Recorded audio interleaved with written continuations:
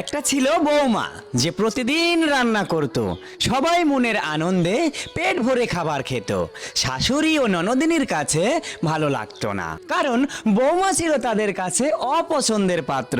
তাকে ছলে বলে কৌশলে বিভিন্নভাবে তার কাজের ভুল ধরতো ও তাকে মারধর করত। একদিন যখন শাশুড়ি দুরারোগ্য ব্যাধিতে আক্রান্ত হলো, বাড়ির সবাই চেয়ে চেয়ে দেখলো, আপন মেয়ে পর্যন্ত ঘেন্নাই মায়ের কাছে আসলো না। অতঃপর আল্লাহর কি ইচ্ছা, সেই বৌমাই কান্না করলো, তার জন্য ডাক্তার ডাকলো, তাকে ওষুধ খাইয়ে দিল। কিছুদিনের সেবা যত্নে শাশুড়ি সুস্থ হয়ে উঠলো ও নিজের ভুল বুঝতে পারলো। শাশুড়ি বৌমাকে জড়িয়ে ধরে বলল, মা, আমার ভুল হয়েছে। আসলে ভালোবাসায় যদি অন্যের মা নিজের মা হতে পারে, তাহলে অন্যের মেয়ে কেন নিজের মেয়ে হতে পারে না?